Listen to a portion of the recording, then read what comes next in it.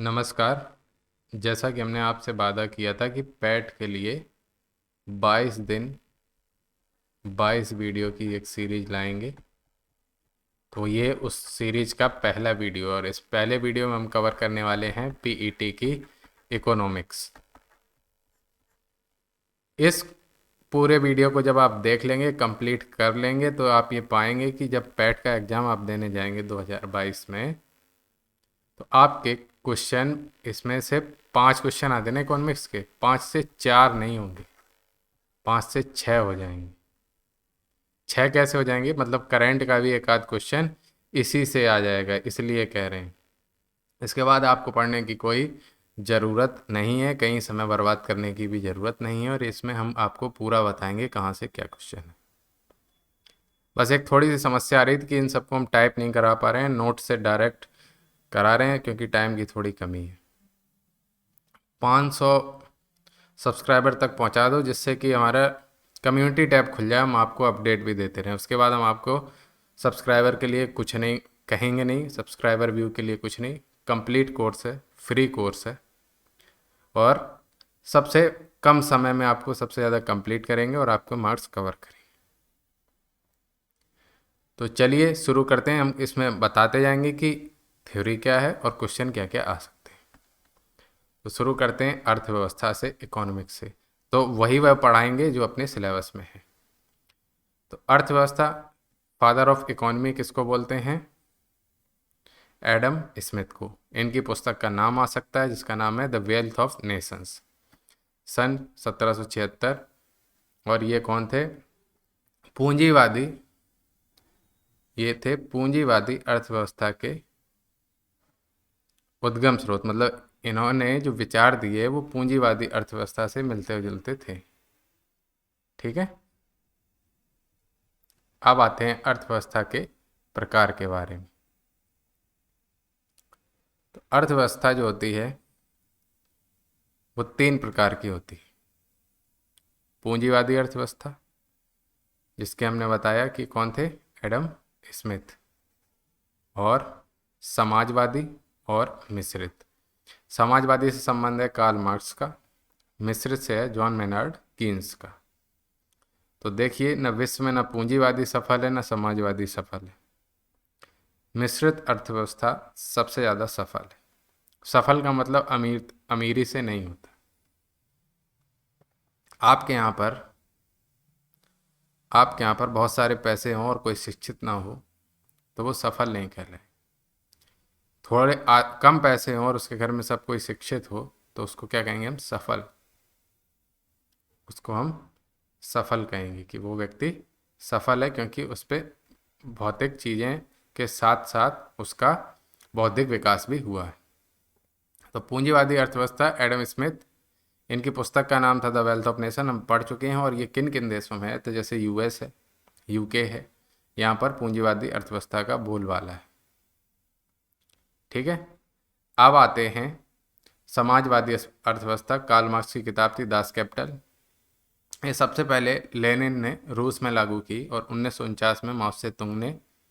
ये कुछ नहीं आएगा, बस ये देश का नाम पूछेंगे और पूछेंगे यहाँ पर किस प्रकार की अर्थव्यवस्था का चलन है।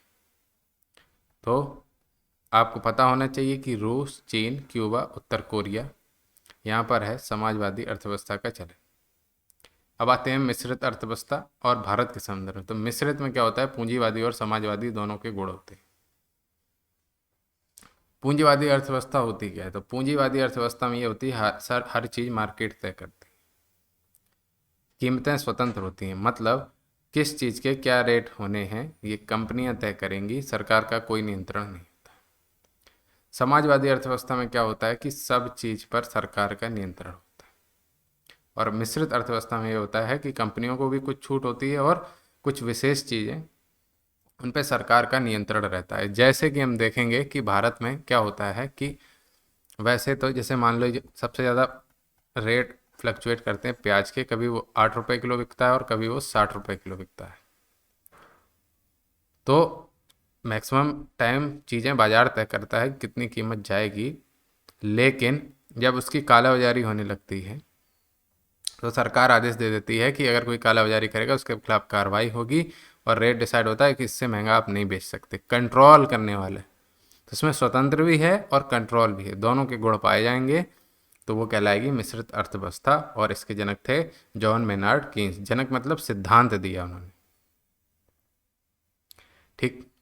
और इसके उदाहरण हैं भारत, मलेशिया, बांग्लादेश, ब्राज़ील आदि। ये क्वेश्चन नहीं आएगा। क्वेश्चन क्या आएगा कि भारत की अर्थव्यवस्था 1991 से पहले तक की किस प्रकार की अर्थव्यवस्था थी। तो 1991 से पहले तक की भारत की अर्थव्यवस्था समाजवादी मिश्रित अर्थव्यवस्था थी। और उसके बाद क्या हुआ, उसके बाद अर्थव्यवस्था हो गई 1991 के बाद पूंजीवादी मिश्रित अर्थव्यवस्था, 1991 के बाद। और 1991 में क्या हुआ, तो 1991 में आया LPG, लिबरलाइजेशन, प्राइवेटाइजेशन, ग्लोबलाइजेशन। और इस समय सरकार किसकी थी, ये भी पूछ लेता है, तो मोरारजी देसाई की, ठीक है। अब बात करते हैं ओपन एंड क्लोज्ड इकोनॉमी की। Open and closed economy, open economy और क्लोज्ड इकोनॉमी क्या होती है। जैसे आपका गांव है, ठीक है, और आपके गांव में सभी वस्तुओं का उत्पादन हो जाता है ज़रूरी का, तो आप अपने गांव के अंदर ही किसी को आपने गेहूं दे दिया, बदले में उसने चावल उगाया तो चावल दे दिया, उसके यहाँ दूध होता था उसने दूध दे दिया, किसी के यहाँ दालें होती थी उसने दाल दे दिया, बदले में आपने कोई और चीज़ दे दी। तो आपकी अर्थव्यवस्था बिल्कुल क्लोज्ड है, उस गांव के अंदर ही सब कुछ आदान प्रदान हो रहा है, तो वो कहलाती है क्लोज्ड इकोनॉमी। ओपन इकोनॉमी में क्या होता है, वही आपका गांव है, आप गए मंडी में कुछ और बेच के आए, उससे पैसे लेके आए, और उन पैसों से जो मनाया खरीदा वो कहीं और से भी खरीद सकते हैं, गांव के अंदर से भी खरीद सकते हैं, कोई बाहरी आके भी आपके गांव में बिजनेस कर सकता है, वो क्या कहलाएगी, ओपन इकोनॉमी। आप देख लेते हैं GDP GNP का कंसेप्ट, बस इतना ही सिलेबस में है, नहीं तो हम पूरा उस पर डिटेल में चर्चा करेंगे तो वो बहुत लंबा वीडियो होगा और कोई मतलब नहीं है। जो डिटेल्ड वाले वीडियो हैं वो अलग प्लेलिस्ट में मिले, ठीक है। तो देखो GDP क्या होती है, ग्रॉस डोमेस्टिक प्रोडक्ट, किसी भी देश की सीमा के अंदर किया गया कुल उत्पादन कहलाता है GDP। तो GDP निर्भर करती है, सीधे क्वेश्चन आ सकता है, तो वह है देश की सीमा पर, मेन फैक्टर है देश की सीमा पर। और उसमें शामिल क्या क्या होते हैं, तो देखिए देश की सीमा में सब कुछ शामिल होता है।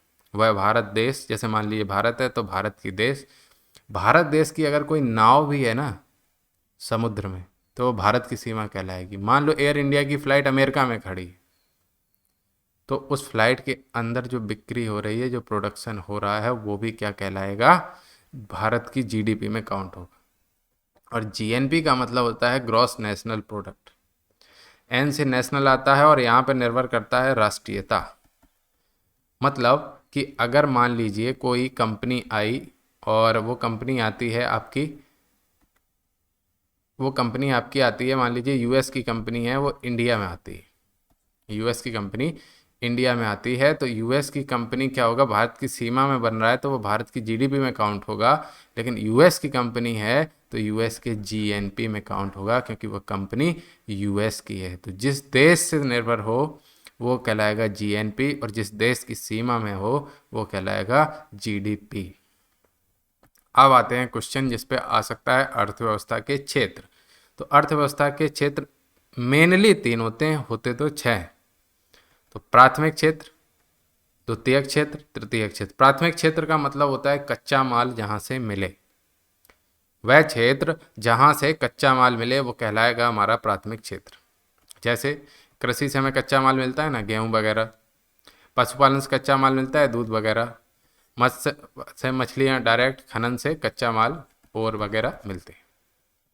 द्वितीयक क्षेत्र क्या होता है, प्राथमिक क्षेत्र के माल को रॉ मटेरियल की तरह उपयोग करके उसकी प्रोसेसिंग कर दें, तो वो कहलाएगा द्वितीयक क्षेत्र। माने जिसमें इंडस्ट्री आ जाए, मशीनरी आ जाए, वो कहलाएगा द्वितीयक क्षेत्र। जैसे कि हमने गेहूं कच्चा माल लिया और उसको पिसवा दिया, तब वो हो गया द्वितीयक क्षेत्र। और तृतीयक क्षेत्र में होता है सर्विस, जहां पर मनुष्य मतलब सेवा इन्वॉल्व हो जाए, जहां पर मनुष्य इन्वॉल्व हो जाए वो कहलाएगा तृतीयक क्षेत्र, जिसमें मनुष्य शामिल हो। माने यहाँ से गेहूं उगाया तो प्राथमिक क्षेत्र, यहाँ पर उसकी प्रोसेसिंग करी तो वो द्वितीयक क्षेत्र, मशीनरी लग गई और उसी को किसी ने दुकान पे बेच दिया दुकानदार में, तो वो आ जाएगा तृतीयक क्षेत्र। ठीक है। और इनका जीडीपी में योगदान अभी तक कोविड से पहले लगभग 14% था, लेकिन अब लगभग 22% है। ये लास्ट में आप डेटा देख के जाना, हर बार बदल रहा है, क्योंकि कोविड की वजह से इसमें बहुत ज़्यादा फ्लक्चुएशन आया है। किसमें? प्राथमिक और द्वितीयक में। हमारी निर्भरता प्राथमिक क्षेत्र पर बढ़ गई है द्वितीयक क्षेत्र की तुलना में, क्योंकि इंडस्ट्री बहुत दिन से बंद पड़ी थी। तृतीय क्षेत्र में कोई बड़ा प्रभाव नहीं पड़ा है। तो एक क्वेश्चन आएगा, भारत के जीडीपी में सबसे बड़ा योगदान किस क्षेत्र का है? तो तृतीयक, ब्रैकेट में लिखा होगा सेवा क्षेत्र। ये डायरेक्ट क्वेश्चन आ सकता है। कितने परसेंट ये पूछेंगे नहीं, इतनी इनकी औकात नहीं है। कितने परसेंट पूछेंगे नहीं, इतनी इनकी औकात नहीं है। अब आगे बात करते हैं।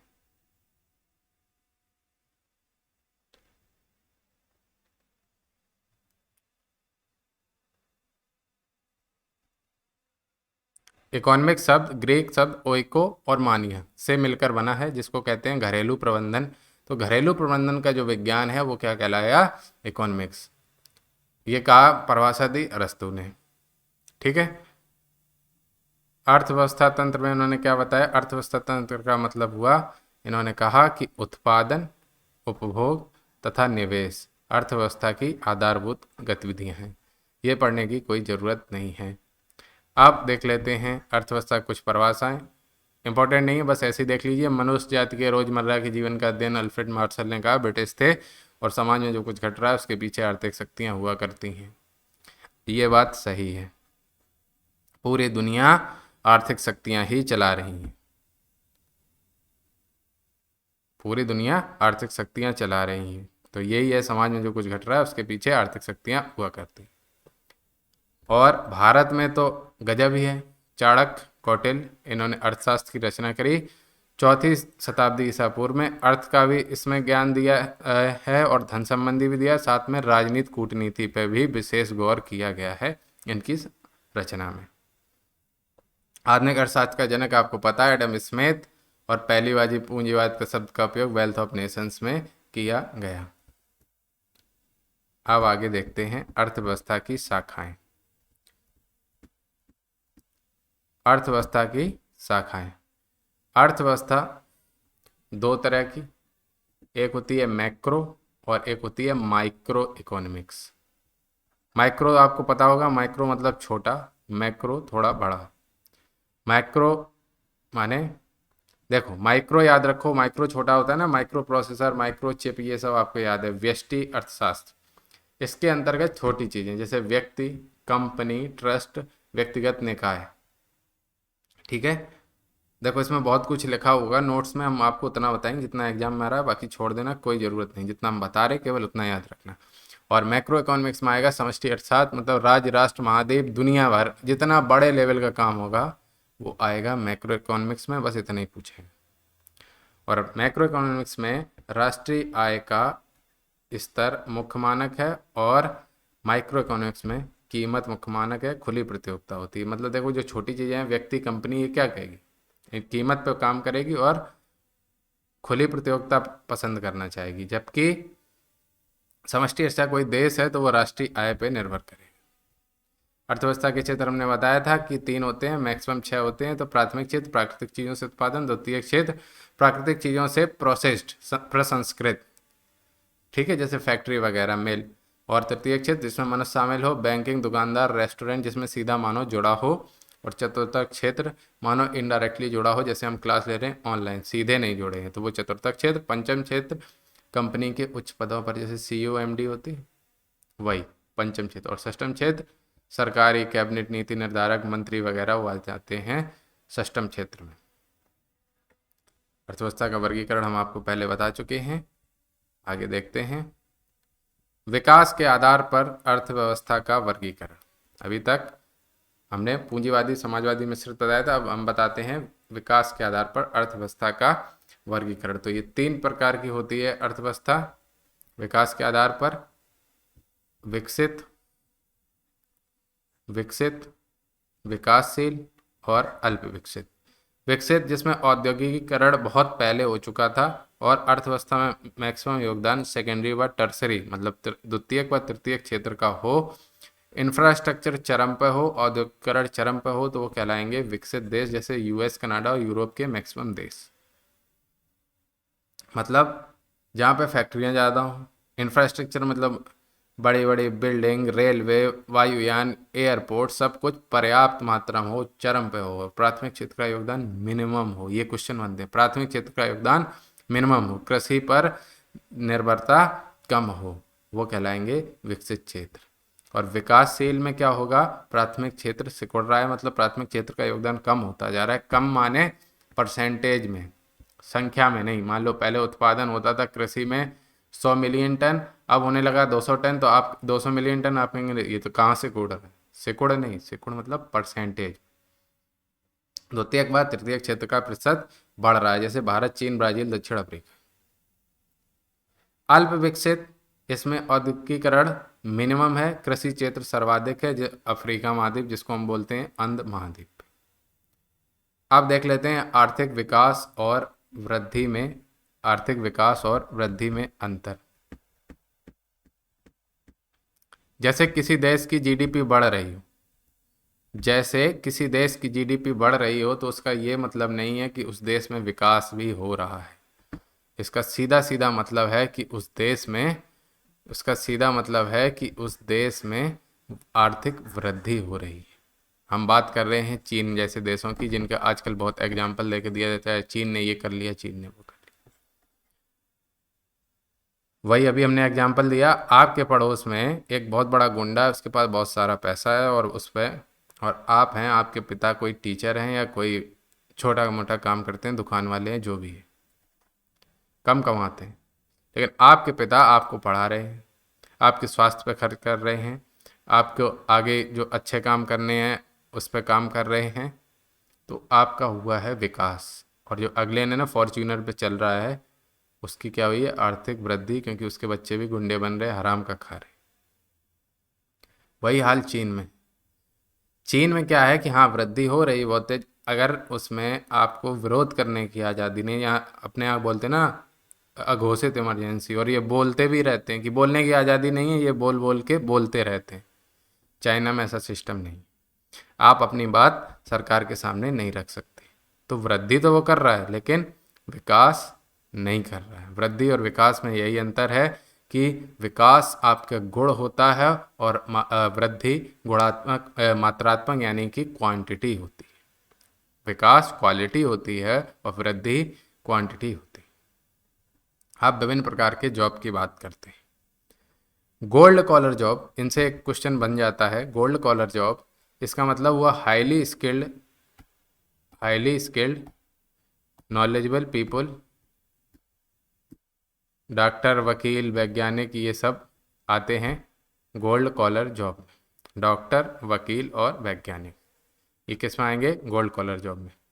ब्लू कॉलर जॉब, जो वर्किंग क्लास है, मैनुअल लेबर है, मैनुअल मतलब हाथ से काम करने वाली, जो आवरली वेजेस लेती है, जैसे आपके यहाँ आया बिजली वाला, कारपेंटर, विनिर्माण क्षेत्र जो बनाते हैं मजदूर। असंगठित, संगठित क्षेत्र का मतलब ये होता है जो रजिस्टर्ड कंपनी में काम करे, जिनके बीमा, पेंशन, पीएफ आदि होते हैं। और असंगठित जो अपने यहाँ डेली काम करने आते हैं ना मजदूर, वो होते हैं, तो वो होते हैं पंखे वाला, कारपेंटर, ये सब होते हैं blue collar job. Grey collar job में देखिए, काली चीज बाद में क्या पड़ जाती है, धूप में पड़ी पड़ी ग्रे समय के साथ, तो इसमें यह है ग्रे कॉलर जॉब, जिसमें रिटायरमेंट के बाद भी लोग काम करते रहते हैं, जैसे health care, doctor, IT professionals. अब बात करते हैं पिंक कॉलर जॉब की, तो ये कम पैसे मिलते हैं, इसका लड़कियों से कोई संबंध नहीं है कि आप पिंक कॉलर मतलब लड़की, और ऑप्शन में आपको मिलेगा, जैसे लाइब्रेरियन। लाइब्रेरियन जो है उसको बहुत कम सैलरी मिलती है, ठीक है। और रिसेप्शनिस्ट, उसका आपको हुलिया देख के लगता है 50-60 हज़ार से कम नहीं कमाती होगी या कमाता होगा, टिप टॉप बन के आती है ना, सबसे कम सैलरी है, पिंक कॉलर जॉब में आती। और ग्रीन कॉलर जॉब जो ग्रीन एनर्जी के क्षेत्र में हो, जैसे सौर, पवन, ज्वारी ऊर्जा, और उदाहरण के तौर पर ग्रीन पीस संस्था के कर्मचारी। अब आगे बात करते हैं ब्लैक कॉलर जॉब की। जो ऑयल और माइनिंग इंडस्ट्री से जुड़े हुए लोग हैं, खदान, तेल आदि, कच्चा तेल, वो सब क्या आएंगे ब्लैक कॉलर जॉब में। इसके अलावा भी जैसे कोई काली कमाई करता है, माने ब्लैक मनी रखता है, मतलब अवैध धंधा, अनैतिक धंधा, शराब के नकली बिक्री, नकली शराब की बिक्री, ये सब करता है, वो कहलाता है black collar job. Open collar job, open collar job का मतलब हुआ कि work from home via internet, जैसे कि हम काम कर रहे हैं, वो कहलाता है open collar job. White collar job का मतलब हुआ जो संगठित क्षेत्रों में काम कर रहे हैं, जो संगठित क्षेत्रों में काम कर रहे हैं, वो क्या कहलाएंगे white collar job. Red collar job में प्राथमिक क्षेत्र में काम करने वाले, रेड कॉलर जॉब प्राथमिक क्षेत्र में काम करने वाले। विनिर्माण असंगठित होते हैं, वो होते हैं ब्लू कॉलर जॉब, और संगठित में होंगे तो वाइट कॉलर जॉब होते हैं ना, सफ़ेद पोस्ट, मतलब जिनको पीएफ वगैरह, पेंशन, बीमा सब कुछ मिलती है, रजिस्टर्ड होते हैं, वो कहलाएंगे वाइट कॉलर जॉब। ठीक है। अब बात करते हैं आगे गरीबी की। गरीबी, अमर्त्य सेन ने क्या कहा था, गरीबी क्षमताओं का अभाव है, मतलब किसी आदमी में कोई किसी क्षमता की कमी है तो वह गरीब है। जैसे आजकल ऑनलाइन जो पढ़ा रहे हैं, मतलब पुराने वालों की बात कर रहे हैं, जिन जो कहते हैं हमारे सब आता है, उनके कंटेंट में कमी है तो वो गरीब हैं। 8-9 हज़ार पेज पढ़ा के उनसे नहीं फंस रहा है क्वेश्चन, तो वो क्या कहलाएगा, गरीब हैं वो। और जिनके 300-400 पन्ने से फंस जाए पूरा पेपर, वो हैं अमीर। लेकिन वर्ल्ड बैंक ने एक परिभाषा दी कि जो व्यक्ति जिसकी प्रतिदिन की आय $1.9 $1.9 से कम हो तो वह गरीब माना जाएगा। ये आप लोग ध्यान रखेंगे, $1.9। गरीबी और भुखमरी में अंतर क्या है? गरीबी का एडवांस वर्जन है भुखमरी।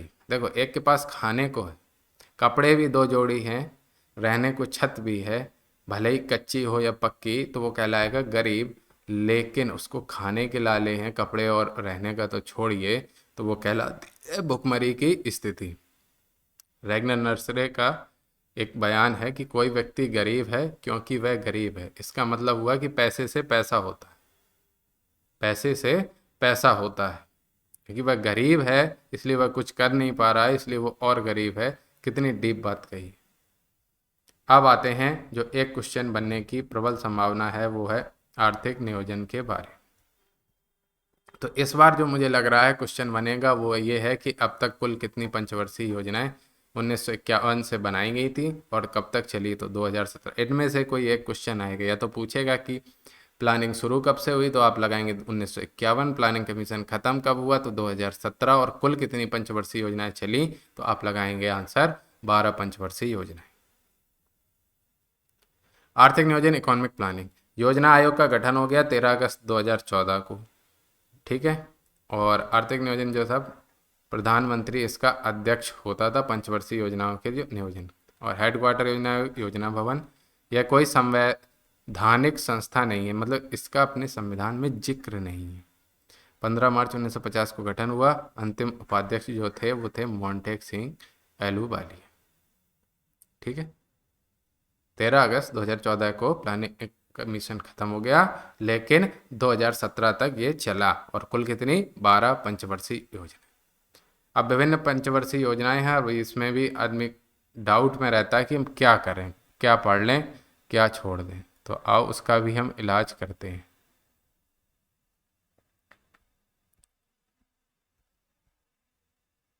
सबसे पहले बात करते हैं पहली पंचवर्षीय योजना की।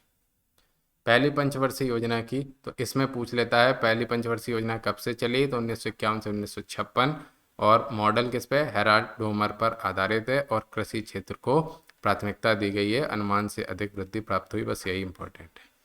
द्वितीय पंचवर्षीय योजना, जितना लक्ष्य रखा गया था, देखिए आपको एग्जैक्ट परसेंटेज वाला डेटा नहीं पूछेगा, आपसे बस ये पूछ सकता है कि अनुमान से अधिक वृद्धि या लगभग प्राप्त हुई, या किस क्षेत्र को प्राथमिकता थी। तो पहली पंचवर्षीय योजना में प्राथमिकता किसको थी? पहली पंचवर्षीय योजना में प्राथमिकता थी कृषि को। दूसरी पंचवर्षीय योजना जो मॉडल था वो था महालनोबेश और यह आधारभूत एवं भारी उद्योगों के विकास पे था। तो सीधी सी बात है, जब कृषि पे ध्यान नहीं देंगे, प्राथमिक क्षेत्र पे ध्यान नहीं देंगे तो द्वितीय क्षेत्र कहाँ से आएगा? तो पहले में प्राथमिक क्षेत्र यानी कृषि पे और दूसरे में द्वितीय क्षेत्र यानी आधारभूत एवं भारी उद्योग के विकास पर ये आधारित थी। तृतीय पंचवर्षीय योजना 1961-62 से 1966 तक चली। 61-62 इसलिए वो चाइना से युद्ध हो गया था। तो इसमें जो हमने लक्ष्य रखा था, लक्षित वृद्धि दर, उससे हमें कम प्राप्त हुआ है। जो लक्ष्य रखा था उससे हमें कम प्राप्त, लक्ष्य से लक्ष्य की तुलना में हमें कम ग्रोथ प्राप्त हुई थी। और ये किस मॉडल पर आधारित थी? ये सुखमय चक्रवर्ती जे सैंडी मॉडल पर आधारित थी। आप सुखमय चक्रवर्ती को याद रख सकते हैं, सुखमय चक्रवर्ती मॉडल को याद रख सकते हैं। इसका लक्ष्य था आत्मनिर्भर व स्वतः स्फूर्त अर्थव्यवस्था। ये सबसे असफल रही। अगर क्वेश्चन आए कि कौन सी योजना सबसे असफल रही, तो वो है तृतीय पंचवर्षीय योजना और इसमें कृषि विकास दर ऋणात्मक रही। रीजन था भुखमरी और चीन से युद्ध। चतुर्थ पंचवर्षीय योजना 1969 से, देखिए 1966 के बाद 1969 आया, ये है 66 से 69 योजना का गैप। 1969 से 1974 तक इसमें फिर पाकिस्तान भी आ गया था लड़ने। तो इसमें मॉडल था ओपन कंसिस्टेंसी। महत्वपूर्ण बिंदु क्या थे? स्थिरता के साथ आत्मनिर्भरता। चौथे से कोई क्वेश्चन नहीं आता, चौथे से 2 ही क्वेश्चन आते हैं कि हरित क्रांति और श्वेत क्रांति कौन सी योजना में आई? तो वो आई 4th में। कौन सी? 4th में। और रोलिंग प्लान कब आया? वो आता है 5th में। गरीबी हटाओ का नारा वो भी आता है 5th में। गरीबी हटाओ का नारा और गरीबी हटाओ पे विशेष जोर वो आता है 6th में। बस इतने ही क्वेश्चन इसमें बनते हैं। अगर पूछ ले हरित क्रांति और श्वेत क्रांति तो आप तुरंत बताएंगे कि ये चतुर्थ पंचवर्षीय योजना में ऐसा सिस्टम आया था। अब बात करते हैं 5वीं पंचवर्षीय योजना की। तो 5वीं पंचवर्षीय योजना में लक्षित वृद्धि दर 4.4 थी, प्राप्त वृद्धि दर 4.8 थी। ये आपको याद नहीं रखना है, ये आप केवल सन याद कर सकते हैं। और मॉडल किस पे थी? वो थी डीपी धर मॉडल पर थी और गरीबी हटाओ का नारा दिया गया। निर्धनता उन्मूलन व आत्मनिर्भरता पर जोर दिया गया। नोट, जब केंद्र में मोरारजी देसाई की सरकार आई तो उसने 5वीं पंचवर्षीय योजना को 1978 में ही समाप्त कर दिया और 2 रोलिंग प्लान आए 1978-79 और 79-80। तो योजना गैप 1966-69 युद्ध के समय, 1978 से 79, 79 से 80 और 90-92 में और आए जो एलपीजी का सुधार हुआ। एलपीजी गैस नहीं, अभी बताया ना ऊपर, वो एलपीजी। और 2017 में ख़त्म हो गया, 17 से 20 गैप हो गया 12वीं में। ठीक है, अब देख लेते हैं छठी पंचवर्षीय योजना। इसमें लक्षित वृद्धि दर 5.2, प्राप्त वृद्धि दर 5.7। मॉडल याद रख लो कौन से मॉडल पर आधारित है? तो ये आगत निर्गत पर आधारित है। गरीबी निर्माण और निवारण, गरीबी निवारण और रोजगार सृजन पर इसमें जोर दिया गया और गरीबी हटाओ पर ध्यान दिया गया। नारा पूछे गरीबी हटाओ का कब दिया गया, तो आप लगाएंगे 5वीं पंचवर्षीय योजना में। और गरीबी हटाओ पर काम कब किया गया, तो वो हुआ छठी पंचवर्षीय योजना में। 7वीं पंचवर्षीय योजना उतनी इम्पोर्टेंट नहीं है, आगत निर्गत का विस्तार है, कृषि विकास प्रेरित समृद्धि रणनीति बनाएगी। ठीक है, अब इम्पोर्टेंट क्या है? राजनीतिक अस्थिरता के कारण वर्ष 1990-92 में 2 वार्षिक योजनाएं चलाई गई। इसी दौरान 1991 में आर्थिक सुधारों की घोषणा की गई। क्वेश्चन बनेगा तो एक ये भी बन सकता है। ठीक, अब आते हैं 8वीं पंचवर्षीय योजना पर। तो 8वीं पंचवर्षीय योजना जॉन मूलर सिद्धांत पर आधारित थी। मानव संसाधन पर बल दिया, नहीं पूछेगा, बिल्कुल नहीं पूछेगा। 9वीं पंचवर्षीय योजना सन याद कर लेना, मॉडल आगत निर्गत पूछ सकता है। सामाजिक न्याय और समानता के साथ आर्थिक समृद्धि पर जोर दिया गया, वृद्धि पर नहीं, आर्थिक समृद्धि ही विकास है। 10वीं पंचवर्षीय योजना यह व्यापक आगत निर्गत मॉडल पर है। लक्षित वृद्धि दर 8 है, प्राप्त 7.6 है और लक्ष्य आर्थिक समृद्धि व विकास। 11वीं पंचवर्षीय योजना अगर पूछे सबसे सफल, तो अगर ऑप्शन में 10 और 11 दोनों हो तो आप लिखेंगे 11वीं, सर्वाधिक सफल 11 नहीं हो तो 10वीं हो जाएगी। और इसमें लक्ष्य था 9% की प्राप्ति करने का ग्रोथ और प्राप्त हुआ 8%। और मॉडल था योजना आयोग का पत्र, तीव्रतर और अधिक समावेशी विकास पर आधारित थी। अब देखते हैं 12वीं पंचवर्षीय योजना। 12वीं पंचवर्षीय योजना 2012 से 2017 तक चली। लक्षित वृद्धि दर 8% थी, त्वरित सतत और आर्थिक समावेशी विकास पर आधारित थी और पूरी कंप्लीट नहीं। अब 2 क्वेश्चन आए थे ऐसे ही फुटकर। WPI मतलब थोक मूल सूचकांक का आदर्श वर्ष पूछ लेते हैं तो 2011-12 है और CPI का आधार वर्ष है खुदरा, तो वो क्या है 2012। WPI होलसेल तो उसका है 2011-12 और खुदरा का है 2012। बैलेंस ऑफ पेमेंट क्या होता है, तो भारत का है शेष विश्व के साथ एक साल के लेन देन का हिसाब है। अगर इसमें शामिल क्या क्या होता है, चालू खाता माइनस इंपोर्ट प्लस एक्सपोर्ट। देखिए आप जब इंपोर्ट करेंगे तो आप किसी को कुछ पैसे देंगे, इसलिए वो होता है आपसे माइनस, और जो एक्सपोर्ट कर रहे हैं उससे आपको पैसे मिलेंगे, इसलिए वो होता है प्लस। ठीक है, अब देख लेते हैं मनी एंड बैंकिंग। तो प्राचीन काल में भारत में बैंकिंग व्यवस्था की बात करते हैं तो वैदिक काल में बैंकिंग व्यवस्था के साक्ष्य मिलते हैं। क्या नाम थे उनके, नपत्रा और नलेखा। कई जगह तलेखा भी लिखा होता है, जैसे नामों का उल्लेख हमें मिलता है। प्राचीन काल में इसे ब्याज या सूदखोरी भी कहा जाता है। मनुस्मृति में भी ब्याज की दरों का वर्णन है जो ब्राह्मण क्षत्रिय आदियों के लिए अलग अलग होती थी। वेदों में कुशिदिन नाम के पद का उल्लेख मिलता है जो उस पैसे का प्रबंधन करता था। मौर्य काल आते आते राजसत्ता बैंकिंग का काम करने लगी। इस काल में उल्लेख मिलता है कि राज आदेश पत्र के माध्यम से व्यापारियों को पैसा चुकाने का वादा किया करता, मतलब जब जरूरी होता था तो उनसे पैसे ले लेता था और बाद में चुकाने का वादा करता था। बाद में यह प्रथा व्यापारियों ने भी अपनाई कि आप हमें दे दो, हम आपको दे देंगे। मुगल काल में बैंकिंग व्यवस्था के संबंध में 2 प्रकार के दस्तावेजों का उल्लेख मिलता है जो कि शाही खजाने से जारी किए जाते हैं। ये क्वेश्चन आ सकता है। दस्तावेज इंदु तालाब जो कि होता था डिमांड ड्राफ्ट DD की तरह, मांग पर धन मिलता था। और दस्तावेज मियादी, मियाद जानते ही हैं तो FD की तरह किस समय के लिए ये फिक्स हो जाती थी, दस्तावेज मियादी कहलाता था।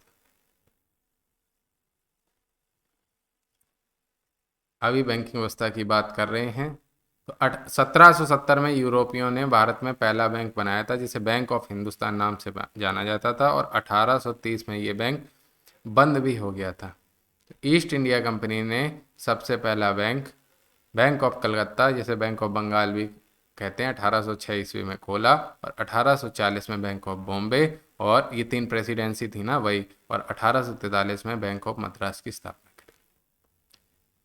1921 ये क्वेश्चन बनता है। 1921 में इंपीरियल बैंक ऑफ इंडिया बन गया इन तीनों बैंकों को मर्ज करके। 1921 ये सन आप याद रख सकते हैं। और राष्ट्रीयकरण होता है 1955 में, जिसको State Bank of India SBI कहते हैं। SBI में 2008, 2010 और 2017 State Bank of Saurashtra, State Bank of Indore और सभी 5 बैंक जो State Bank of Bikaner Jaipur, State Bank of Hyderabad, State Bank Mysore और State Bank Patiala, State Bank Travancore और भारतीय महिला बैंक, इन सब का विलय कर दिया 2017।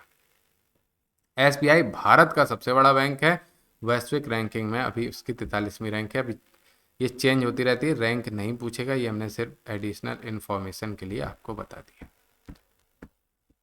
अब देखते हैं बैंकिंग व्यवस्था में भर्तियों का योगदान। तो सन 1865 नहीं होगा, 65 है, अच्छा हाँ, 1865 में इलाहाबाद बैंक की स्थापना हुई और 1881 में अवध कॉमर्शियल बैंक की स्थापना हुई। यह पहला बैंक था जिसने प्रबंधन में भारतीयों को शामिल किया था। किसने? Awadh commercial bank. मतलब मैनेजमेंट में भारतीयों को शामिल किया था, वरना बैंक विदेशी थे खुले भारत में। हालांकि यह पूरी तरह से भारतीयों द्वारा प्रबंधित बैंक नहीं था। इलाहाबाद बैंक की स्थापना हुई इलाहाबाद में और इंडियन बैंक से मर्जर के बाद अब इसका मुख्यालय हो गया है कोलकाता। यह भी इम्पोर्टेंट है। उसके बाद 1894 में लाहौर में पीएनबी की स्थापना हुई। यह पूर्ण रूप से भारतीयों द्वारा प्रबंधित होने वाला पहला बैंक था, परंतु इस बैंक का स्वामित्व भारतीयों के पास नहीं था। मतलब मैनेजमेंट था लेकिन स्वामित्व तो नहीं था, और इसमें लाला लाजपत राय भी शामिल थे, ये ध्यान रखना। 1911 में सेंट्रल बैंक ऑफ इंडिया की स्थापना हुई। यह पहला बैंक था जिसका स्वामित्व और प्रबंधन दोनों ही भारतीय हुआ करते थे। ये इंपॉर्टेंट है। और सेंट्रल बैंक ऑफ इंडिया की स्थापना करी पोचखानवाला ने। पहले चेयरमैन थे फिरोज शाह मेहता, जो आप नाम सुनते होंगे, फिरोज शाह मेहता कमेटी वही। इसके बाद ये सब जब बैंक बन रहे थे, इनकी संख्या बहुत ज़्यादा हो गई छोटे छोटे बैंकों की। तब एक कमीशन आया, यंग हिल्टन कमीशन, और उसने कहा कि एक ऐसा भी बैंक हो जो इन सब बैंकों को कंट्रोल करे। ना होता क्या था, मान लीजिए सेंट्रल बैंक 5% की दर पर ब्याज दे रहा है, कोई 20% की दर पर ब्याज दे रहा है, कोई ब्याज पे लोन देने से मना ही कर रहा है, तो एक कोई इनके ऊपर इनका माई बाप भी तो होना चाहिए। तो यंग हिल्टन कमीशन ने कहा कि एक केंद्रीय बैंक भी तो बनाइए। अब आगे देखते हैं क्या हुआ आगे की घटना।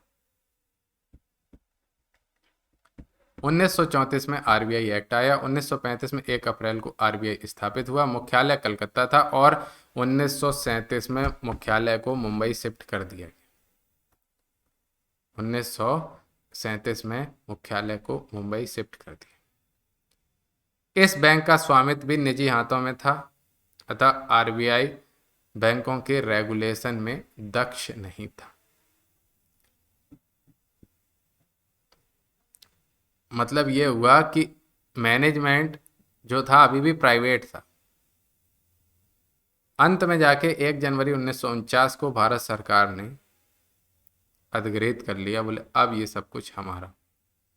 और इस तरह से आरबीआई की शक्तियों और क्षेत्राधिकार में वृद्धि हुई और मार्च 1949 बैंकिंग अधिनियम पारित हुआ। 2013 में भी कुछ संशोधन किए। ये नहीं पूछता है कि 14 बड़े बैंकों का राष्ट्रीयकरण कब हुआ, तो आपको पता होना चाहिए कि 1969 में 14 बड़े बैंकों का राष्ट्रीयकरण हुआ। 1969 में 14 बड़े बैंकों का राष्ट्रीयकरण हुआ। और एक क्वेश्चन ये भी बनता है कि कितनी पूंजी कैपिटल वाले वो थे बैंक, तो 50 करोड़ की पूंजी जिनकी थी वो सभी, देखिए मर्ज जब करते हैं तो एक जैसे को करते हैं। एक अमीर बैंक हो और एक घाटे वाला बैंक हो, दोनों को मिला देंगे तो घाटे वाले को तो फायदा ही है। ये क्या करते हैं, एक जैसे दो को मर्ज करते हैं। जैसे कोई 500 करोड़ वाली है या 500 और 490 है, 420 है, तो उनको एक साथ मर्ज करेंगे। तो इन्होंने 50 करोड़ की मिनिमम कैपिटल वालों को 14 बड़े बैंकों का राष्ट्रीयकरण हुआ। ये सन पूछ लेते हैं, वो है 1969। और इसके कारण था वित्तीय समावेशन। वित्तीय समावेशन का मतलब आप समझिए कि पहले क्या होता था, बैंक छोटे आदमी को जल्दी लोन वगैरह नहीं देते थे, तो इनको मर्ज किया, जिससे इन पे कैपिटल की बढ़त हुई और इन पर रेगुलेशन भी हुआ। और रेगुलेशन के बाद ये गरीबों के भी काम आए। जैसे जनधन खाता है वित्तीय समावेशन के लिए सबसे जरूरी। अगर जनधन खाता खुला ही ना होता तो अकाउंट में पैसे आते कैसे? अकाउंट में नहीं आते पैसे तो आप कहाँ जाते? अधिकारियों के पास। अधिकारी क्या कहता? कमीशन। तो कमीशन रुक गया, वित्तीय समावेशन हो गया, गरीब आदमी तक अकाउंट और खाते की पहुंच हो गई। और 10-15 साल लगेंगे, ज़्यादातर लोग ऑनलाइन बैंकिंग से भी जुड़ जाएंगे कंप्लीटली, गांव के भी बहुत आसानी से। तो बीच का बिचौलिए हो गए गायब। तो इनका लक्ष्य था राष्ट्रीयकरण का मध्यम वर्ग को भी शामिल करना। अब जो एक इम्पॉर्टेंट क्वेश्चन बनता है वो ये है कि क्षेत्रीय ग्रामीण बैंक आरआरबी की स्थापना कब हुई? तो 2 अक्टूबर 1975, गांधी जी का जन्मदिन था 1975। पहली शाखा जो थी वो उत्तर प्रदेश के मुरादाबाद में खोली गई। एक ये क्वेश्चन। दूसरा, इसमें किसका कितना पैसा होता है? तो आरआरबी में 50% पैसा गवर्नमेंट ऑफ इंडिया या आरबीआई देती है, 15% धन स्टेट गवर्नमेंट देती है और 35% धन स्पॉन्सर बैंक देता है। स्पॉन्सर बैंक माने जैसे मान लीजिए एसबीआई। एसबीआई देखिए क्या होता है कि बैंकों को कुछ शर्तें माननी पड़ती हैं सरकार की, आरबीआई की, कि आप कुछ पैसा इस फील्ड में, जैसे मान लीजिए 40% पैसा आप किसानों को ऋण जरूर दोगे, मतलब अपना जितना ऋण है उसका कुछ परसेंट पैसा आपको इतना ऋण देना ही होगा। तो एसबीआई ने क्या किया, कोई आरआरबी है उसको 35% बैंक मतलब स्पॉन्सर कर दिया कि आपके लोन का 35% हम दें। तो यही डायरेक्ट क्वेश्चन आता है कि स्पॉन्सर बैंक कितना देते हैं, 35%, राज्य का हिस्सा 15% और गवर्नमेंट ऑफ इंडिया या आरबीआई तो वो है 50%। इसके बाद 1979-80 में भी 6 बड़े बैंकों का राष्ट्रीयकरण कर दिया गया और ये कैपिटल पूछ लेते हैं वो कितनी थी, 200 करोड़ की धनराशि वाले बैंकों का। 12 जुलाई 1982 को नाबार्ड की स्थापना हो गई। ये भी क्वेश्चन है, नाबार्ड की स्थापना कब हुई। स्थापना आरबीआई की एजेंसी आरआरबी को रेगुलेट करने के लिए, मतलब नाबार्ड जो है वो आरबीआई की एक एजेंसी है जो आरआरबी को कंट्रोल करती है। तो इससे जो क्वेश्चन आएगा पैट में ये लिख लीजिए, यही क्वेश्चन आएगा कि इसका नाबार्ड का फुल फॉर्म क्या है, तो national bank for agriculture and rural development. ठीक है, बस। 1993 में न्यू बैंक ऑफ इंडिया को पीएनबी से जोड़ दिया गया, क्वेश्चन नहीं आएगा, नॉट इम्पॉर्टेंट। 2018 में विजया बैंक व देना बैंक का बैंक ऑफ बड़ौदा मिला कर दिया, नॉट इम्पॉर्टेंट। मर्जर क्यों करते हैं, इंटरनेशनल बैंक बनाने के लिए। और 2019 में 12 सरकारी बैंक बच गए थे, अब शायद 11 ही हैं, चेक कर लेना। होता क्या है, देखिए मर्ज करते क्यों, मर्ज करते क्यों हैं? आप हैं, आपका भाई, दोनों के पास 50-50 लाख रुपए, 50 लाख एक, 50 लाख दो, लेकिन बाहर जो प्रॉपर्टी है वो 2 करोड़ की है। अगर आप दोनों जाएंगे अलग अलग तो आपको वो प्रॉपर्टी नहीं मिलेगी, लेकिन आप मिल गए तो आपके पास कैपिटल हो गई 1 करोड़ रुपए। तो आपने 1 करोड़ रुपए पैसे दिए, डाउन पेमेंट किया, बाकी आपने किस्तें भरवा ली, तो आपको वो बहुत आसानी से मिल जाएगी। ऐसे ही बैंकों का सिस्टम है कि अगर बैंक बहुत बड़ा होगा तो इंटरनेशनल लेवल का बैंक बनेगा, इंटरनेशनल सुविधाएं मिलेंगी, और मान लीजिए बड़े लोग लोन देंगे तो उस पर ब्याज भी ज़्यादा मिलेगा। बैंक ज़्यादा बढ़ेंगे तो बैंक में वैकेंसी ज़्यादा बढ़ेंगी, अपने पास कैपिटल ज़्यादा बढ़ेगी, और कैपिटल ज़्यादा बढ़ेगी तो अपने आप देश डेवलप होगा। एक देख लो आईएसओ सर्टिफिकेट, ये साइड में है, तो International Organization for Standardization, standardization full form भी आ जाते हैं, कोई बड़ा पेपर नहीं, बहुत छोटा पेपर है। अब बात कर लेते हैं वन लाइनर की। ओबीसी एवं यूनाइटेड बैंक ऑफ इंडिया का पीएनबी में विलय कर दिया गया, पीएनबी में विलय कर दिया गया। सिंडिकेट बैंक का कैनरा बैंक में विलय कर दिया गया। आंध्रा बैंक व कॉरपोरेशन बैंक का यूनियन बैंक ऑफ इंडिया में विलय, ये कुछ नहीं, मत देखना। आप देखो इलाहाबाद बैंक के इंडियन बैंक में विलय, एसबीआई फर्स्ट और पीएनबी सेकंड। सार्वजनिक क्षेत्र के बैंकों में सबसे बड़ा बैंक अगर क्वेश्चन आ जाए तो वो है एसबीआई और दूसरे नंबर पर है पीएन। थर्ड है आईसीआईसीआई जो निजी क्षेत्र का बैंक है, या फिर एचडीएफसी, इनकी वैल्यू मतलब पोजीशन चेंज होती रहती है, एक करंट पढ़ के जाइएगा, उसमें आपको कंफर्म होगा, वो मैं करा दूंगा। ठीक है, लेकिन निजी क्षेत्र में नंबर 1 या तो एचडीएफसी रहता है या आईसीआईसीआई। तो ये आप चेक करेंगे जब एग्जाम देने जाएंगे, उससे ठीक पहले, क्योंकि वो चेंज होती रहती है। बैंकों का वर्गीकरण, बैंकों का वर्गीकरण, ये कहाँ पर आ गई पीडीएफ। हाँ, तो बैंकों का वर्गीकरण, बैंक दो तरह के, अनुसूचित बैंक, गैर अनुसूचित बैंक। तो अनुसूचित बैंक में देखिए, एक होते हैं वाणिज्यिक बैंक, जो कॉमर्शियल बैंक, जो हम लोग डेली यूज में बैंक आते हैं ना, जाते हैं पीएनबी, एसबीआई वगैरह, ये सब आते हैं कॉमर्शियल बैंक के अंदर। कोऑपरेटिव बैंक जो सहकारी बैंक होते हैं, और वाणिज्य, और एक तीसरा आता है आरआरबी, जिसकी हमने पहले चर्चा करी। आरआरबी और वाणिज्यिक बैंक माने कॉमर्शियल बैंक, दोनों का काम लगभग सेम होता है, बस आरआरबी का मुख्य फोकस ग्रामीण क्षेत्र और कृषकों पर होता है। और पीएनबी, एसबीआई ये कॉमर्शियल बैंक होते हैं, इसमें सार्वजनिक क्षेत्र गवर्नमेंट का शेयर 50% से अधिक होगा अगर कोई सार्वजनिक क्षेत्र का है, और निजी क्षेत्र का है तो निजी हिस्सेदारी 50% से अधिक होगी।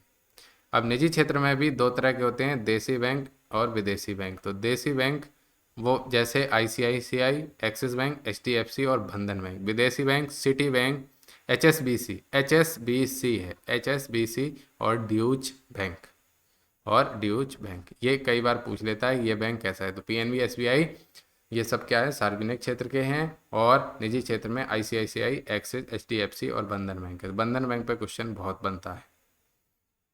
तो पहले आरबीआई गवर्नर थे ओसबोर्न स्मिथ, इस बार ये क्वेश्चन आ रहा है। दूसरे जेम्स ब्रेड टेलर, ये क्वेश्चन कभी नहीं आएगा। और तीसरे गवर्नर और पहले भारतीय वो थे सीडी देशमुख, ये आ चुका है तो इस बार नहीं आएगा। और चौथे गवर्नर बेनगल रामाराव थे, ये भी नहीं आएगा। तो एक ही क्वेश्चन आएगा, वो है कि पहले आरबीआई गवर्नर कौन थे। आज़ादी से पहले पूछ सकता है तो ओसबोर्न स्मिथ। और भारतीय कौन थे और आज़ादी के बाद कौन थे, वो थे सीडी देशमुख।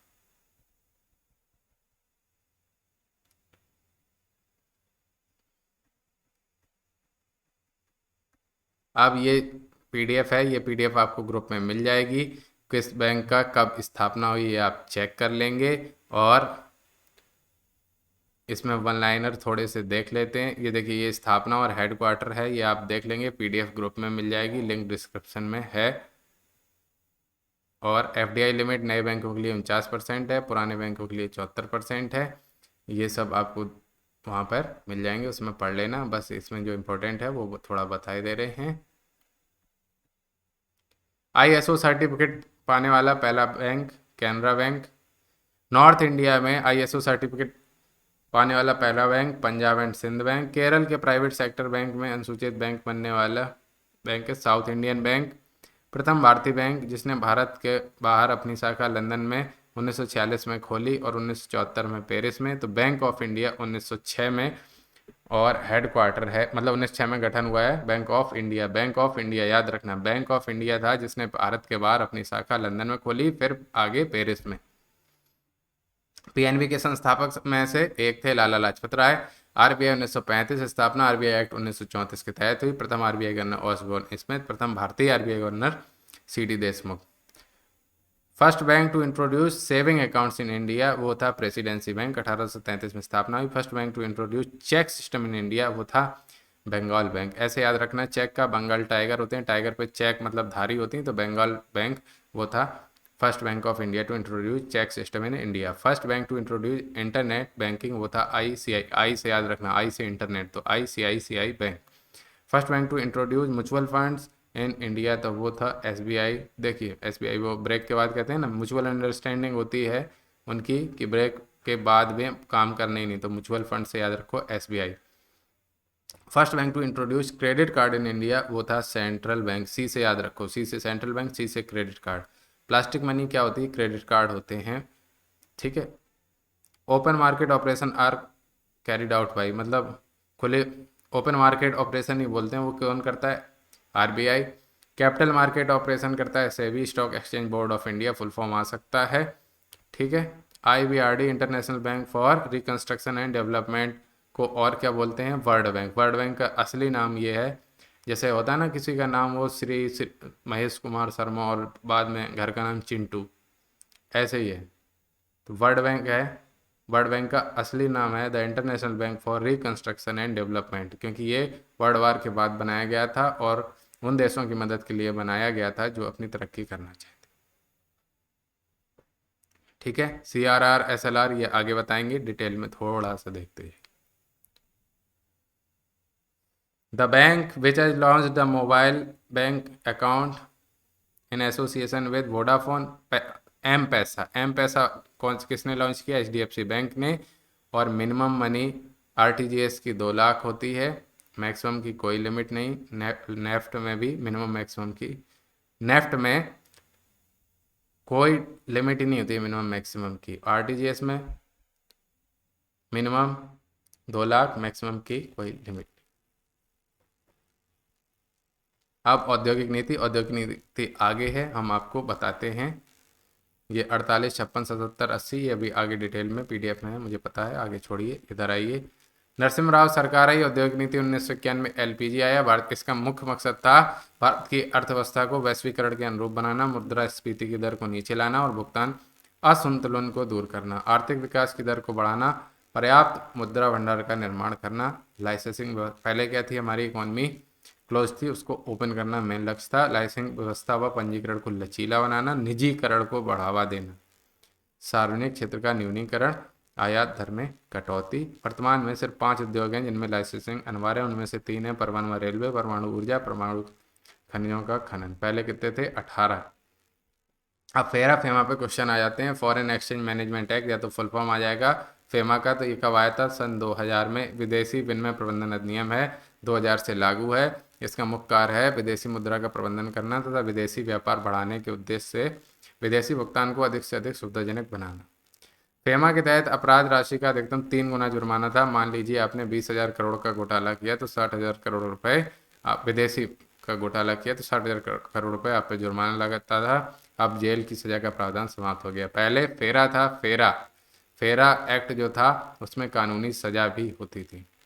अब जीएसटी एटी, जीएसटी अपीलीय प्राधिकरण है, इसके राष्ट्रीय पीठ को गठन को मंजूरी दे दी गई है। जीएसटी एटी, जीएसटी अपीलीय प्राधिकरण का चेयरमैन कौन होता है? तो केंद्रीय वित्त मंत्री। मुख्यालय नई दिल्ली में होगा और यह केंद्र और राज्य के बीच विवाद के लिए प्रथम सार्वजनिक मंच है। पहले जीएसटी काउंसिल, फिर मतलब जाना है आपको, कोई विवाद है तो पहले जीएसटी काउंसिल जाइए, फिर जीएसटी एटी जाइए, अगर वहाँ भी सुनवाई ना हो तो सुप्रीम कोर्ट में जाइए।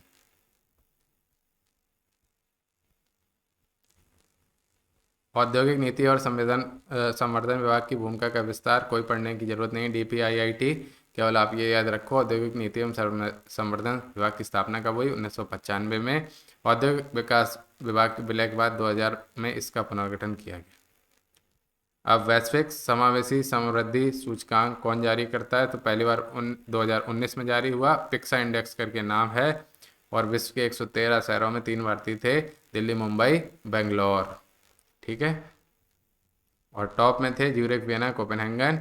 डीएल एंड पार्टनर्स ने इसको तैयार किया था। विकास की गुणवत्ता और उसके सामाजिक वितरण पे निर्भर होता है। आप देखिए, भारत में चौथी औद्योगिक क्रांति की शुरुआत हो चुकी है 2018 में, और ये घोषणा की विश्व आर्थिक मंच ने।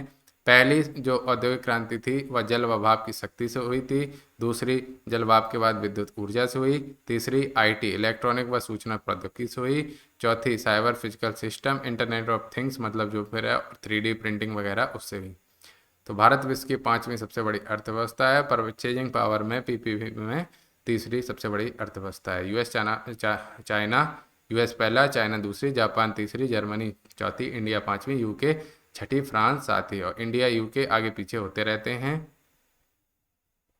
अब आते हैं बहुत ही बढ़िया टॉपिक, अर्थव्यवस्था जो कृषि से संबंधित है, तो कृषि हम संपूर्ण इसमें कवर करेंगे। सबसे पहले देख लीजिए, कृषि जो है वो 7वीं अनुसूची का विषय है और राज्य सूची का विषय है। समझ लीजिए, राज्य सूची का विषय यही इंपॉर्टेंट। कृषि जो है वो 7वीं अनुसूची का और राज्य सूची का विषय है, यही इंपॉर्टेंट है। राष्ट्रीय कृषि आयोग की स्थापना कब हुई? 2006 में, ये भी इंपॉर्टेंट है। कृषि को समवर्ती सूची में डालने की सिफारिश की थी राष्ट्रीय कृषि आयोग के अध्यक्ष MS स्वामीनाथन ने। कृषि का अर्थ है, कृषि के अंदर शामिल होते हैं कृषि, वानिकी, पशुपालन, मत्स्य पालन सभी।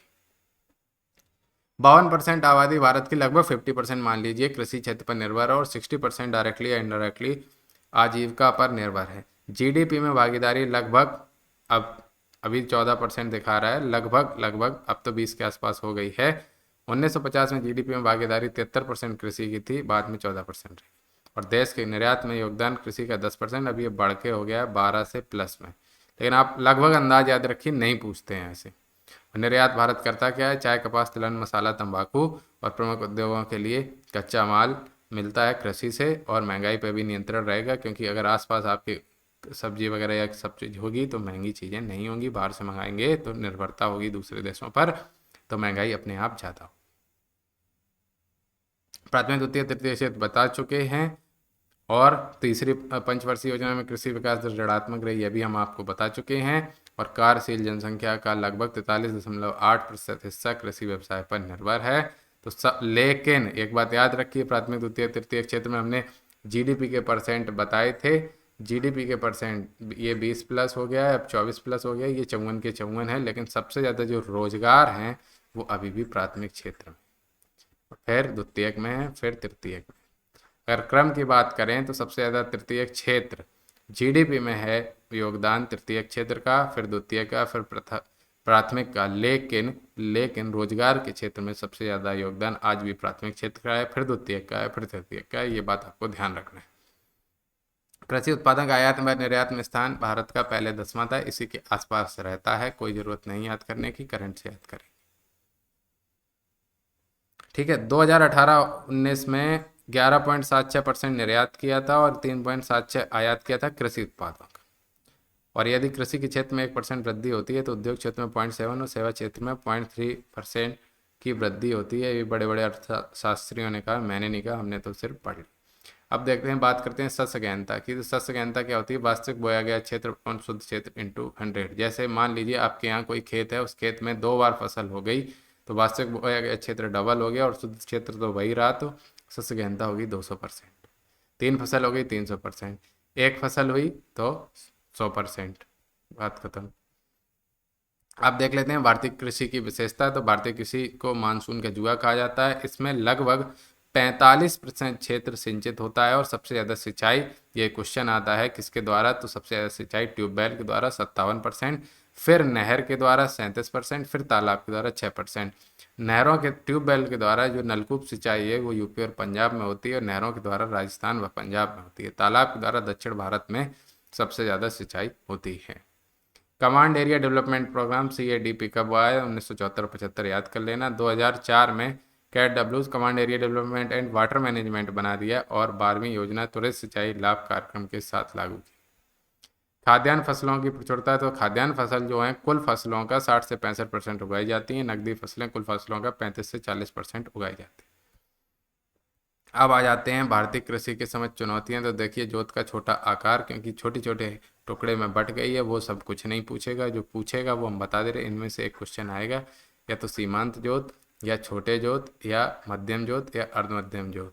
इनमें से ये जोत में आएगा कि किसको कहते हैं। तो ज़्यादातर हमें लग रहा है कि क्वेश्चन सीमांत जोत तो हो गया 1 हेक्टेयर से कम जिसके पास भूमि, और छोटे जोत 1 हेक्टेयर से 2 हेक्टेयर, और अर्ध मध्यम 2 से 4, मध्यम 4 से 10 हेक्टेयर के बीच में, और 10 हेक्टेयर से ज़्यादा जिस पे जोत है वो है बड़े जोत। चकबंदी किसका विषय है? तो चकबंदी राज्य का विषय। चकबंदी होती क्या है? विभिन्न जगह पर बिखरी हुई जमीन है, उसको एक साथ कलेक्ट कर दिया जाता है और उसमें कुछ हिस्से को काट दिया जाता है भूमि के वैल्यू के हिसाब से, और वो कटा हुआ हिस्सा गरीबों या कहीं पे पंचायत को दे दिया जाता है, तो वही कहलाते हैं। तो ये सबसे ज़्यादा सकारात्मक प्रभाव पड़े केरल और पश्चिम बंगाल में। हदबंदी क्या होती है? सीमा से अधिक जमीन होने पर सरकार आपकी भूमि का अधिग्रहण कर लेगी। सकारात्मक प्रभाव इसके पड़े केरल और पश्चिम बंगाल में। बीज की निम्न गुणवत्ता। देखिए, इंफ्रास्ट्रक्चर की कमी होगी, खराब बीज होगा, उत्पादन भी कम होगा। पुरानी और परंपरागत कृषि, ये पढ़ना नहीं है। कृषि विपणन तंत्र, एग्रीकल्चर मार्केट सिस्टम AMS होता है। सबसे पहले राज्य स्तरीय, फिर जिले, फिर ब्लॉक और सोसाइटी, प्राथमिक साख समितियां प्राथमिक स्तर पर होती हैं।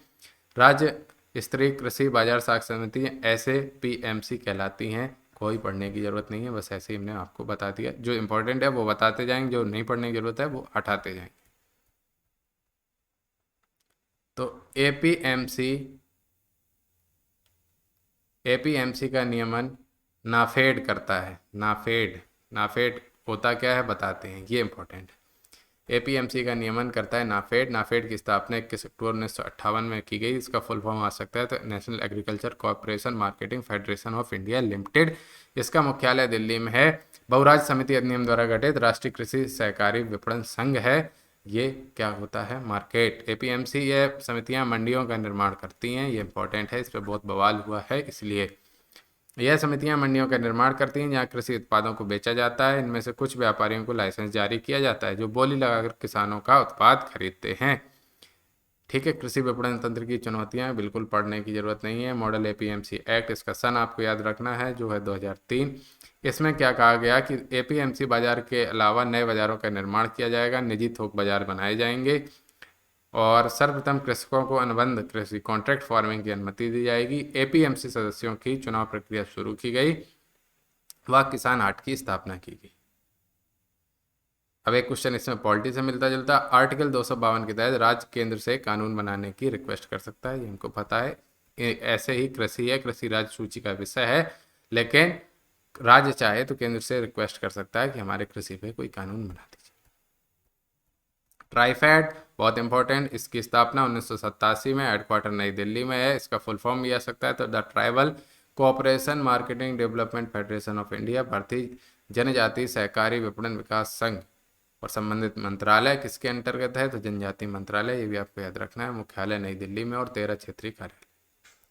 अब समाधान इनाम, एक राष्ट्रीय बाजार, कृषि बाजार जो अधिकतर एपीएमसी को जोड़ता है एक साथ, तो वस्तुओं के उपलब्धता मूल्य यहाँ पर आपको मिल जाते हैं, खरीद बिक्री मूल्य। और ये सॉफ्टवेयर पर आधारित प्रणाली है, रियल टाइम आपको दिखाता है कि कितने मजदूर की ज़रूरत है, कितना इनको बिक्री की ज़रूरत है, कितना श्रम बल है और कीमतें अभी क्या चल रही हैं करेंट रियल टाइम।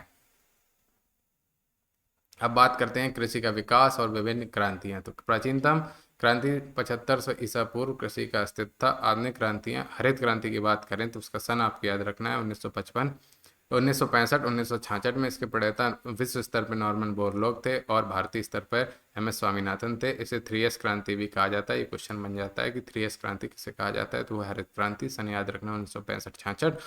और 3S में वो S भी पूछ लेते हैं कौन कौन थे, तो S स्वामीनाथन जो थे वो वैज्ञानिक थे, शिव रमन थे वो सचिव थे, और सुब्रमण्यम थे मंत्री। भूल जाओ तो सुब्रमण्यम स्वामी का याद रख लेना, तो उनको मंत्री मान लेना। स्वामीनाथन वैज्ञानिक आपको पता है, तो शिव रमन बच्चे वो सचिव। कृषि का पुरस्कार, कृषि का नोबेल पुरस्कार, तो बोरलॉग पुरस्कार भारत में स्वामीनाथन को दिया गया। हरित क्रांति के अब लाभ देख लेते हैं। तो गेहूं का उत्पादन 5 गुना हुआ, चावल का 3 गुना उत्पादन बढ़ गया। खाद्यान्नों में आत्मनिर्भरता, कृषि का व्यवसायीकरण, प्रथम बार भारत से खाद्यान्नों का निर्यात, खाद्य सुरक्षा में वृद्धि, किसानों का विश्वास बढ़ा। हरित क्रांति के बाद हरित क्रांति के नुकसान ये हुआ कि यह चावल गेहूं तक ही सीमित थी। बड़े किसानों को लाभ, छोटे मजदूर बन गए और आय की असमानता बढ़ गई। क्योंकि जो जैसे अपने वेस्टर्न यूपी और पंजाब हरियाणा, यहाँ तो इसका फायदा हुआ, लेकिन बिहार वगैरह में इसका नुकसान हुआ और ये सब मजदूर बन गए। कृषकों में भूमि का विभाजन बढ़ा, पर्यावरण पर नकारात्मक प्रभाव पड़ा, क्योंकि हरित क्रांति वाले जो बीज थे वो ज़्यादा पानी लेते थे, ज़्यादा कीटनाशक का उपयोग होता था। इससे भूमिगत जल में कमी आई। अब क्या हुआ, हरित क्रांति पार्ट 2 आया 1992-93 में, ये भी पूछ लेता है। तो प्रथम की कमी को दूर किया, सभी फसलों के लिए आई। तो अगर कोई क्वेश्चन आए कि पहली हरित क्रांति किससे संबंधित थी, तो केवल गेहूं और चावल से संबंधित थी, और दूसरी हरित क्रांति में सभी फसलों को शामिल किया गया था। चकबंदी, कठोर भूमि सुधार किए गए, छोटे कृषकों की ऋण आपूर्ति बढ़ाई गई, सहकारी कृषि को बढ़ाने के लिए, कृषि क्षेत्र में 4% की विकास दर प्राप्त करने के लिए। अब बात करते हैं इंद्रधनुष क्रांति सन 2000। इस राष्ट्रीय कृषि नीति 2000 में प्रस्तावित स्वामीनाथन 2011 में से सदाबहार क्रांति का नाम दिया, अनाज के दोगुने उत्पादन के लिए।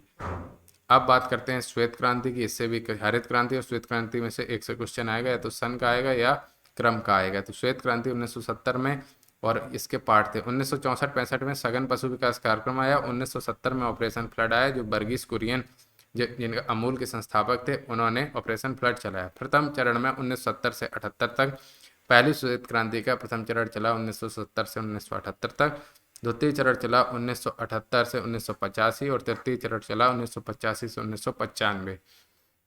दुग्ध उत्पादन में भारत प्रथम है और 26 नवंबर को नेशनल मिल्क डे बनाया जाता है। ये डे भी इंपॉर्टेंट है वर्गीस कुरियन के नाम पर। पीली क्रांति 1986 आई, सन याद करने की जरूरत नहीं है। पीली क्रांति सरसों, मूंगफली, सोयाबीन के उत्पादन, जहाँ से तेल निकलता है। गोल क्रांति आलू से संबंधित है। नीली क्रांति स्वच्छ जल की मछली उत्पादन, मत्स्य उत्पादन से संबंधित है। गुलाबी क्रांति प्याज व झींगा दोनों के लिए आई थी, और झींगे का सबसे बड़ा उत्पादक व निर्यातक कौन है, वो है भारत। काली कृष्ण क्रांति पेट्रोलियम उत्पादन में आत्मनिर्भरता के लिए आई थी, और धूसर क्रांति जिसको ग्रे रेवोल्यूशन कहते हैं वो फर्टिलाइजर के लिए आई थी। रजत क्रांति अंडा से संबंधित थी। स्वर्ण क्रांति बागवानी से संबंधित थी। बादामी क्रांति मसाला उत्पादन से संबंधित थी। लाल क्रांति मांस व टमाटर से संबंधित थी, और अमृत क्रांति नदी जोड़ो परियोजना से संबंधित थी। तो ये हो गई सभी क्रांति। अब योजनाओं की बात कर लेते हैं। तो प्रधानमंत्री फसल बीमा योजना, ये 2016 चेक कर लेना, 2016 है या 2018, 16 है जहाँ तक 2016। तो यह एक राष्ट्र एक योजना के तहत शुरू हुई। राष्ट्रीय कृषि बीमा योजना का प्रतिस्थापन है। यह योजना समग्र बीमा कवर करती है, समग्र जोखिम कवर करती है, ताकि किसान की आय स्थिर रहे या बढ़े। दूर संवेदी उपग्रह या ड्रोन के द्वारा इसमें सर्वे किए जाने की व्यवस्था है। तो इसमें कुछ नहीं आता, इसमें ये क्वेश्चन आता है प्रीमियम। तो रबी की फसल का प्रीमियम 1.5%, खरीफ की 2% व कपास पे 5% का प्रीमियम। प्रीमियम मतलब होता है जैसे कोई बीमा है तो उसकी किस्त होती है, वही आप समझ लीजिए। तो प्रीमियम हो गए रबी की फसल पर 1.5%, खरीफ की फसल पर 2% और कपास की फसल पर 5%। कोई भी किसान अपने क्षेत्र के विशेष फसल के लिए बीमा करवा सकता है। डायरेक्ट बेनिफिट ट्रांसफर है, अकाउंट में आएगा। और तिलहन, खाद्यान्न फसल वार्षिक, वाणिज्यिक या नकदी फसल पर है। कीटों के द्वारा होने वाली क्षति, बीमारियों के नुकसान फसल कटाई के बाद भी जोखिम इसमें कवर करते हैं, फसल कटाई के बाद भी। लेकिन लेकिन क्या कवर नहीं है, ये इंपॉर्टेंट है। युद्ध, घरेलू जानवर द्वारा नुकसान, दंगे इत्यादि के कारण होने वाले जोखिम को इसमें कवर नहीं किया गया है। अब विभिन्न प्रकार की कृषियां देख लेते हैं। तो राजकीय कृषि जो राज्य के अंडर में आए, देख लेते हैं विभिन्न प्रकार की कृषियां, इसमें एक क्वेश्चन आ सकता है। तो राजकीय कृषि भूमि सरकारी संपत्ति तथा भूमि का प्रबंधन सरकारी कर्मचारी करें, जैसे उत्तर कोरिया, रूस, चीन। भारत के रिसर्च सेंटर, भारत के रिसर्च सेंटर बहुत इंपॉर्टेंट है, ये क्वेश्चन पूछ सकते हैं कि भारत के रिसर्च सेंटर के अंतर्गत आने वाली कृषि किस टाइप की कृषि होगी, तो वो होगी राजकीय कृषि। पूंजीवादी कृषि, पूंजीवादी लीज या किराए पर जमीन ले ले, अमेरिका, कनाडा, यूरोप में इस तरह की होती है। और भारत में चाय, कॉफी व रबड़ के बागानों में भी पूंजीवादी कृषि होती है। निगमित कृषि, कोऑपरेटिव कृषि, कृषि भूमि का प्रबंधन एक निगम के द्वारा होता है। उदाहरण तमिलनाडु व महाराष्ट्र की चीनी मिलें इस प्रकार के कृषि में संलग्न होती हैं, लेकिन मूल वाले किसान ही बना रहता है, लेकिन उसका प्रबंधन कौन करेगा, एक निगम करेगा। तर्क कृषि, वेट फार्मिंग, जहाँ वर्षा 200 सेंटीमीटर से अधिक होगी वहाँ पर सिंचाई की आवश्यकता नहीं होगी, वहाँ तर्क कृषि होगी, जैसे पश्चिमी घाट और नॉर्थ ईस्ट, पूर्वोत्तर राज्य। आर्द्र कृषि, जहाँ पर अल्प सिंचाई की आवश्यकता होगी, 100 से 200 सेंटीमीटर वर्षा, उदाहरण गंगा के मैदानी भागों में। शुष्क कृषि, जहाँ 100 सेंटीमीटर से कम वर्षा होगी, सिंचाई की अत्यधिक आवश्यकता होगी, पंजाब, हरियाणा, राजस्थान। गहन कृषि, जहाँ शस्य गहनता अभी हमने बताया था, शस्य गहनता 200% से अधिक हो, जैसे जापान, फ्रांस, इजराइल। भारत में पंजाब व हरियाणा, पंजाब व हरियाणा। अब बात करते हैं समोच्च कृषि, कंटूर फार्मिंग, ये पर्वतों पर होने वाली सीढ़ीदार खेती है, जैसे चाय बागान वगैरह में, ये इंपॉर्टेंट है। कार्बनिक कृषि, पारिस्थितिक कृषि भी कहते हैं। भारत का प्रथम जैविक राज्य सिक्किम है, पूछ सकते हैं। यह बिना रासायनिक कीटनाशक या उर्वरक के होती है। इसमें किसी जेनेटिकली मॉडिफाइड जीएम फसल या बीज का प्रयोग नहीं किया जाता है।